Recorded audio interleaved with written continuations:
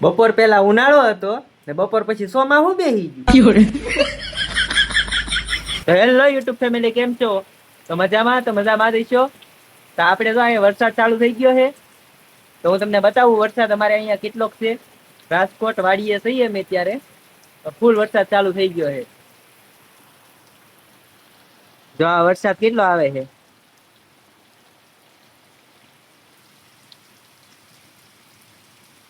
હમણાં આવો ને આવો વરસાદ આવે છે ને તો સવારે વાવણી થઈ જાય છે. ત્યારે વરસાદ તો આવે છે, પણ એટલો વરસાદ છે ને તો જો કબૂતરા ઓલા પતરાની ઉપર એમણે બેઠા છે. જો ચાલુ વરસાદ, કબૂતરને પણ વરસાદ નથી લાગતો. તો એટલો વરસાદ આવી ગયો છે અમારે. હજી ચાલુ જ છે વરસાદ. હવાર થાય ને તો વાવણી થઈ જાય છે. તો તમારે અહીંયા કેવો વરસાદ છે? અમારે તો જો ભાઈ વાવણી થઈ ગઈ છે રાજકોટમાં.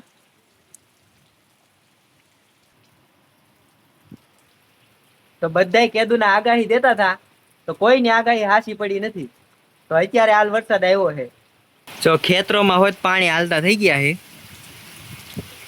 ફૂલ પવન ને વરસાદ છે,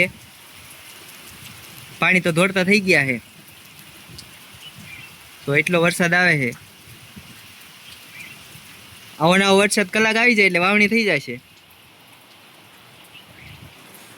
મારા સિટી ને તો પણ વરસાદ લાગે ને તો અંજરાય પતરામાં આવી ગઈ બેહવા. કા સિટી વરસાદ આવે ને સિટી તો ભાગી ને ઘરમાં.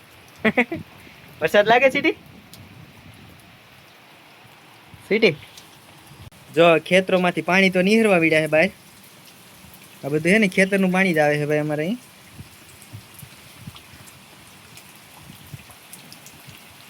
બ્લોકમાં જય માતાજી.